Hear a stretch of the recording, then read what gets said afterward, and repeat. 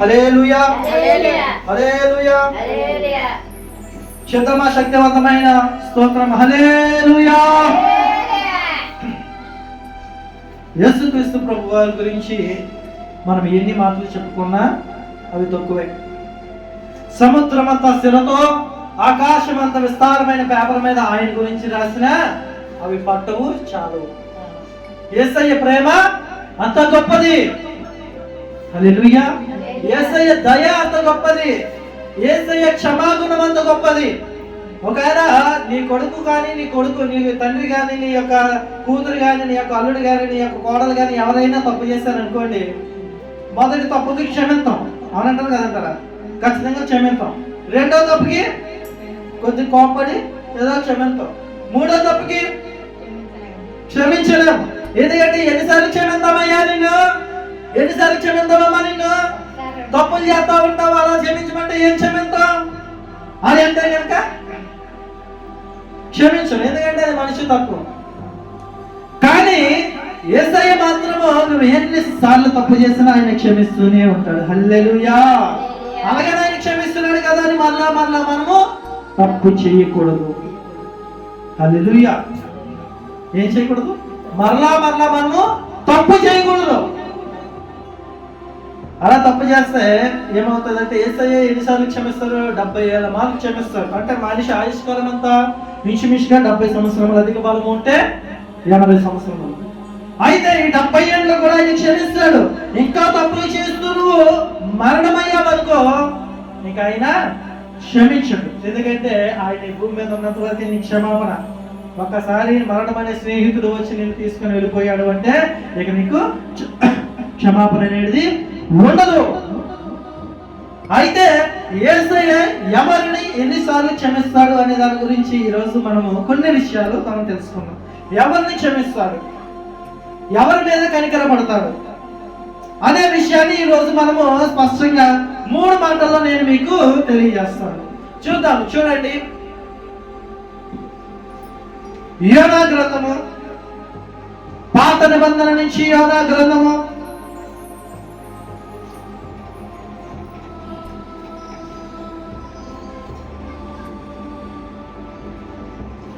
పాత నిబంధన నుంచి యోనా గ్రంథము. యేసుక్రీస్తు ప్రభు వారు క్షమించే దేవుడిగా ఉన్నాడు. హల్లెలూయా. ఆయన ఎలా ఉన్నాడంట? క్షమించే దేవుడిగా ఉన్నాడు. క్షమాపణ అనే మాటకి గ్రీకు పదంలో ఎల్ నాకా అనే పదాన్ని సూచిస్తుంది. ఎల్ నాకా అనగా క్షమాపణ, క్షమించేవాడు అనే అర్థము.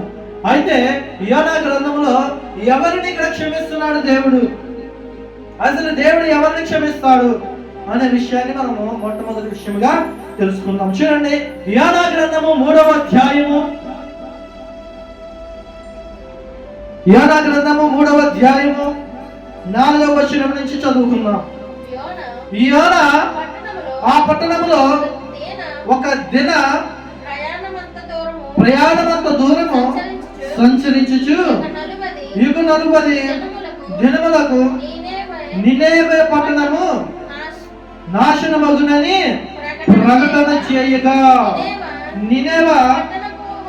నినేవే పట్టణపు వారు దేవుని యందు విశ్వాసముంచి ఉపవాస దినము చాటించి గనులేమి అల్పులేమి అందరూ గోనె పట్ట కట్టుకొనిరి. చాలండి, చిన్న ప్రార్థన చేసుకుందాం, ముందుకు వెళ్దాం. మహాపరిశుద్ధుడ, మహోన్నతుడ, జీవము కలిగిన యేసయ్య నీకు స్తోత్రాలు. నాయన ఇదిగోని తండ్రి, నీ మాటలను నాయన ఇదిగోని తండ్రి మేము ప్రకటన చేయుచుండగా నన్ను నీ సిలువ చాటును మరుగు చేసి నీ యొక్క స్వరముతో మా అందరి హృదయాన్ని తెరవమని ప్రార్థన చేస్తున్నాను. వినగలిగే చెవులు, గ్రహించగలిగే హృదయాన్ని మా అందరికీ దయచేయమని, అయ్యా ఇదిగోని తండ్రి వాక్యంలో ఉన్న మర్మములను మాకు తెలియచేయమని, ఎవరినైతే నీవు క్షమిస్తావని చెబుతున్నావో వారిగా మేము మార్చబడినట్లుగా మా హృదయాలు మేము సిద్ధపరచుకున్నట్లుగా మీరే సహాయం చేయమని నజరేయుడైన యేసు నామములో అడుగుచున్నాము పరమ తండ్రి, ఆమేన్. హల్లెలూయా. అయితే ఇక్కడ మనం ఒక పట్టణాన్ని చూడొచ్చు. ఒక వ్యక్తిని కాదు, ఒక గ్రామాన్ని కాదు, ఒక పట్టణాన్నే చూడొచ్చు. పట్టణం ఎంత ఉంటుంది చెప్పండి? పట్టణం అనగా ఎంత ఉంటుంది? పట్టణం అంటే సిటీ అండి. తెలుగులో పట్టణం అంటారు, ఇంగ్లీష్లో సిటీ. ఎంత ఉంటుంది చెప్పండి సిటీ? ఇంచుమించుగా చాలా పెద్దదే ఉంటుంది. అక్కడ మనం చూడొచ్చు. చూడండి, యోన ఆ పట్టణంలో ఒక దిన ప్రయాణం అందు సంచరించుచు. ఒక దిన ప్రయాణం అంటే ఒక దినము ఎంత ప్రయాణం చేయొచ్చు? ఇంచుమించుగా ఒక 10 కిలోమీటర్ల వరకు మనకి సరిపోవచ్చు కదా. అప్పట్లో ఇంకా కాలు బలపం కలిగి ఉండేవారు కాబట్టి ఇంకా ఎక్కువ దూరం నడిచేవారు. అంటే ఇంచుమించుగా ఒక 15 కిలోమీటర్లు వేసుకుందాం. 15 కిలోమీటర్ల దూరం అంతా అంటే ఇక్కడి నుంచి తొలి దూరం, అంత దూరం ఆ పట్టణము. అంత దూరము ఈ యొక్క సేవకుడు ఏం చేస్తున్నాడంట? ప్రవక్త ప్రకటన చేసుకుంటూ వెళ్తున్నాడంట. ఇదిగో 40 దినములలో నినేవే పట్టణము నాశనం అవుతుంది. ఏమవుతుందంట? నాశనం అవుతుందంట. ఇంకా దానికి దుర్గతి పట్టేటువంటి స్థితి వచ్చేస్తుంది. ఎందుకు దుర్గతి పడుతుంది, ఎందుకు నాశనం అయిపోతుంది అని అంటే కనుక నినేవే పట్టణ ప్రజలు ఎలా ఉన్నారంట? పాపములో ఉన్నారంట. ఎలా ఉన్నారు? పాపముతో ఉన్నారంట. వ్యభిచారము చేస్తూ, విగ్రహారాధన చేస్తూ, దొంగతనాలు చేస్తూ, నచ్చినట్లుగా త్రాగుతూ తిరుగుతూ, అన్న చెల్లి అనేటువంటి బంధత్వాలు లేకుండా ఒకరినొకరు సయానించుకుంటూ, మగవారు ఆడవారు అనే భేదము లేకుండా ఒకరినొకరు సయానిస్తూ పాడైపోయినటువంటి స్థితి. ఈరోజు ఎలా ఉన్నారంటే చాలా వరకు కూడా అంటే అట్లాగే ఇప్పుడు ప్రతి దేశం ఎలా ఉన్నాయంటే అట్లానే ఉన్నాయి. పాడైపోయేటువంటి రోజులు. చిన్న వయసులోనే గంజాయిలు కాలుస్తూ, చిన్న వయసులోనే సిగరెట్లు కాలుస్తూ, చిన్న వయసులోనే మందులు తాగుతూ వారి వారి దేహములను పాడు చేసుకునేటువంటి రోజులు. నినేవే పట్టణపు ప్రజలు కూడా అట్లానే ఉన్నారంట. అలా ఉన్నప్పుడు దేవుడికి ఎలా కనిపించిందంటే హేయముగా కనిపించింది. ఇదిగో ఈరోజు చాలా మంది ఏం చేస్తూ ఉంటారంటే తమ తమ దేహములను తమ యొక్క దేవుడికి సమర్పించకుండా వారికి నచ్చినట్లుగా వారు జీవిస్తూ, వారికి నచ్చినట్లుగా వారు తింటూ త్రాగుతూ విచ్చలవిడి జీవితాలు బ్రతుకుతున్నారు. అలాంటి వారి కోసం ప్రకటన చేస్తున్నాడు దేవుడు. ఇదిగో నీవు ఇంకా అలాగే ఉంటే కనుక నశించిపోతావు, జాగ్రత్త అని అంటున్నాడు. నినేవే పట్టణానికి అదే చెప్తున్నాడు.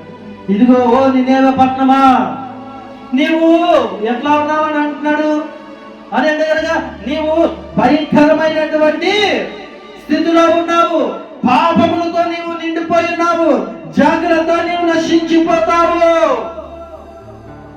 అని అన్నప్పుడు చాలా మంది ఏం చేస్తుంటారు? ఒరే నువ్వు తాగి నాశనం అయిపోతావు, ఎందుకు తాగడం? అవునా కదా? ఇప్పుడు నువ్వు నాశనం అయిపోతావు అని చెప్తే నాకేమన్నా పోద్దా? పోయేది ఎవరికి? నీకే కదా. అవునా కదా? ఇప్పుడు సిగరెట్ కాల్చితే ఎవరికి పోతాయి? కాల్చేది ఊపిరితిత్తులు నాకేం పోతాయా? నీకే కదా పోతాయి, నాకు పోవు కదా. అప్పుడు ఏం చేయాలా? సిగరెట్లు తాగితే పోతావరా అన్నప్పుడు జాగ్రత్త కలిగి ఉండాలి. అమ్మో సిగరెట్లు తాగితే నా కిడ్నీలు పోతాయేమో, నా లివర్ పోతాయేమో అని జాగ్రత్త పడి వాడికి ఆ అలవాటు మానుకోవాలి. మానుకోకుండా కాలుస్తారంటే వాడే పోతాడు. అవునంటారు కదా, మనం ఎంత పోతాం? మనం పోం. కాబట్టి ఇక్కడ ప్రవక్త ఏం చేశారంటే, ఓ నినేవే పట్టణమా, నీకు దుర్గతి పట్టింది. ఇదిగో నీ పాపములను విడిచిపెట్టకపోతే నీవు ఏదైతే ఇప్పుడు త్రాగుతున్నావో, ఏదైతే కాలుస్తున్నావో, ఏదైతే నీ విచ్చలవిడి జీవితం నువ్వు జీవిస్తున్నావో ఆ జీవితాన్ని నువ్వు విడిచిపెట్టకపోతే నీవు నాశనం అయిపోతావు అని అన్నప్పుడు నినేవే పట్టణ గ్రామస్తులు ఏం చేస్తారో తెలుసండి? చూడండి కింద. నినేవే పట్టణపు వారు 5వ వచనం. నినేవే పట్టణపు వారు 5వ వచనం అండి, 3వ అధ్యాయము 5వ వచనం.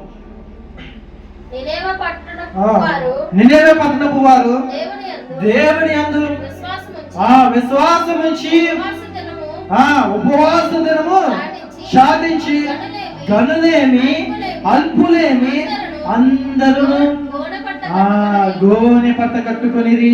హల్లెలూయా. ఇక్కడ గోనె పట్టకు సాదృశ్యము ఏమిటి అంటే కనుక తగ్గింపునకు సాదృశ్యము. దేనికి సాదృశ్యం అంట? అందరూ చెప్పగలరా? తగ్గింపునకు సాదృశ్యము. హల్లెలూయా.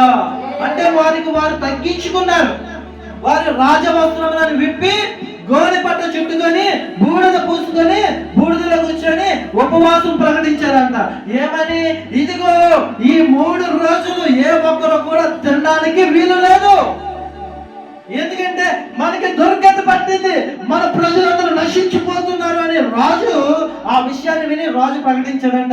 ఇదిగో నిన్నెవే పట్టణపు గ్రామాల అంతటికి కూడా మీరు ప్రకటించండి, ఏ ఒక్కరు కూడా తినకూడదు. దేవుడు మన మీద దయ చూపించినట్లుగా మనము తగ్గించుకొని ఆయన దగ్గర ప్రాధేయపడతాము. ఎందుకు ప్రాధేయపడతామంటున్నాడు అని అంటే కనుక, ఒకవేళ ఆయన మనల్ని క్షమిస్తాడేమోనని అనుకున్నాడు రాజు. అనుకున్నట్లుగానే ఆ పట్టణాన్ని అంతటిని కూడా ఏం చేశాడంట? ఉపవాసంలోనికి తీసుకొని వచ్చి ఇక మొదలు పెట్టారండి. మొదటి రోజు ఉపవాస దినము ప్రకటించారు. ఏదైనా మనకి సమస్య వచ్చినప్పుడు ఆ సమస్య పోవటాలేదు అంటే మనం మొట్టమొదటిగా చేయాల్సింది ఏమిటి అంటే, ఈడు వైపు చూద్దామా, వెనక చూద్దామా, ఎదరు చూద్దామా, మన వెనకాల బ్యాంక్ అకౌంట్లో ఎంత ఉంది, లేదంటే మనం దాచుకున్న డబ్బు ఎంత ఉంది, బీరువాలో ఎంత ఉందని మనం ఇప్పుడు చూడకూడదు.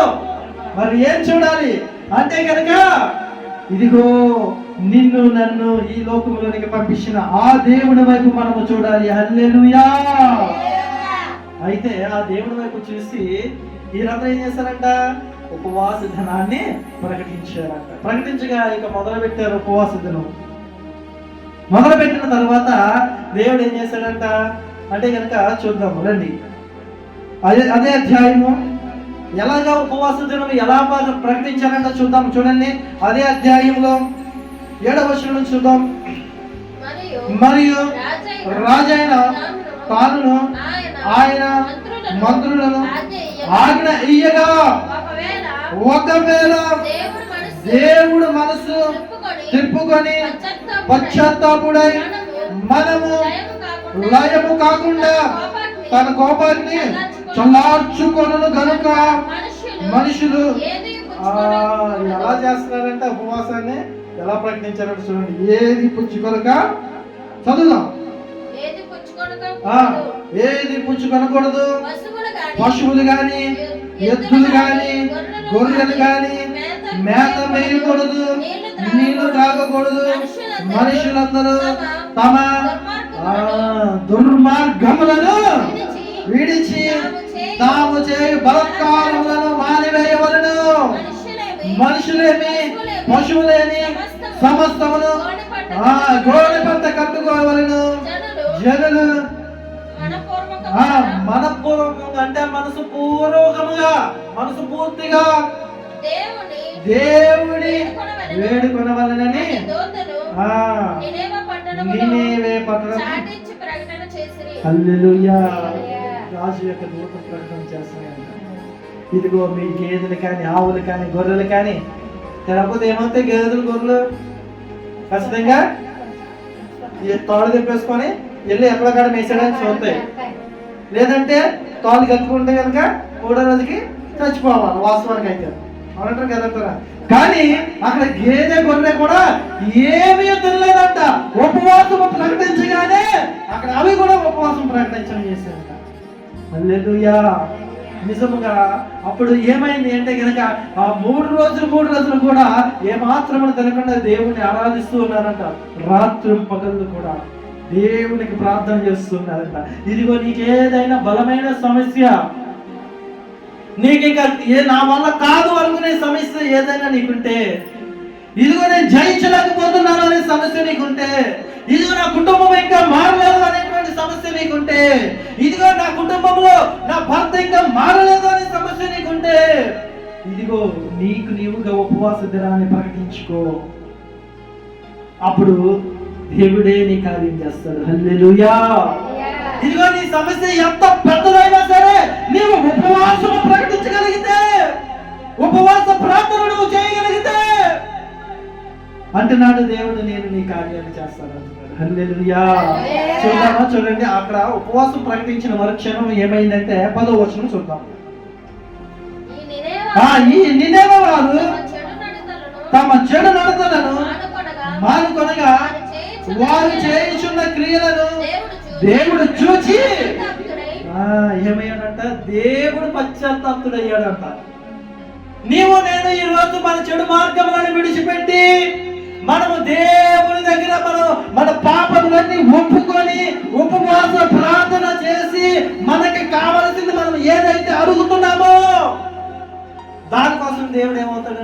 పశ్చాత్తాపడతాడంట. ఇదిగో నా బిడ్డ అడుగుతుంది, నా బిడ్డ నా కోసం ప్రాధాన్యపడుతుంది, ఇదిగో నా బిడ్డ నా కోసము తన యొక్క టైం అంతటిని కేటాయించి నాకు ప్రార్థన చేస్తున్నాడే, నేను ఏదైనా నా బిడ్డకి ఇచ్చేయాలని చెప్పేసి యేసు ప్రభువారు అనుకుంటారంట. అనుకునే ఏం చేస్తారంట, అప్పుడు చూడండి, పశ్చాత్తాపుడై వారికి చేయుదునను తాను మాట ఇచ్చిన కీడు చేయక మానెను. హల్లెలూయా. ఏం చేస్తున్నాడంట, నీకు ఏదైతే కీడు వస్తుందో ఆ కీడుని ఆపేస్తున్నాడు. ఇక నీకు ఏదైతే జరగకుండా అపవాదిని కొద్దిగా ఉన్నాడో ఆ అపవాదిని ఏం చేస్తున్నాడంట, తీసివేస్తున్నాడంట. తీసివేసి ఏం చేస్తున్నాడంట, ఇక మారివేసి నేను ఆశీర్వదించబోతున్నాడు. హల్లెలూయా. ఇదిగో నీవు దేని కొరకైతే ప్రాధాన్యపడుతూ ఉన్నావో దానిని దేవుడికి ఇవ్వడానికి సిద్ధంగా ఉన్నాడు. ఇక ఆమేన్. ఎప్పుడు అంటే కనుక నీవు ఉపవాస ప్రార్థన చేయాలి. ఎలా చేయాలి, నీవు చేసేటువంటి దుష్క్రియలు ఏమైతే ఉన్నాయో అవన్నీ మానుకొని, చెడు తలంపులను విడిచిపెట్టి, చెడు అలవాట్లను మానుకొని ఏం చేయాలంట, ఉపవాస ప్రార్థన చేయాలి. అప్పుడు అంటున్నాడు, ఇదిగో నేను నీ బిడ్డ, ఇదిగో ఈ బిడ్డ వైపు నేను పశ్చాత్తాపంగా అవుతున్నాను, ఇదిగో ఈ రోజు నేను ఏమడుగుతున్నావో అది ఇక తీసుకో, ఇక నీ పాపములు కొట్టివేయబడ్డాయి, ఇక నీకు ఏదైతే కావాలో అది నేను నీకు ఇస్తున్నాను అంటున్నాడు. హల్లెలూయా. ఎంత క్షమాపణ కలిగిన దేవుడు మన దేవుడు. అప్పటి వరకు వాళ్ళు ఎలా ఉన్నారంట అంటే కనుక దుర్మార్గములతో ఉన్నారంట. ఇంకెలా ఉన్నారంట, బలత్కారములతో ఉన్నారంట. బలత్కారములతోనూ దుర్మార్గములతోనూ ఉన్నారు. అంతే. ఎప్పుడైతే పశ్చాత్తాపడ్డారో వారందరినీ కూడా దేవుడు ఏం చేశాడంట, క్షమించేశాడు. హల్లెలూయా. ఎవరిని క్షమిస్తాడు దేవుడు అని మొట్టమొదటి మాటగా చెప్పుకుంటే, ఎవరైతే చెడు మార్గములను విడిచిపెట్టి ఆయన దగ్గర పశ్చాత్తాపడతారో వారిని క్షమిస్తాడు. హల్లెలూయా.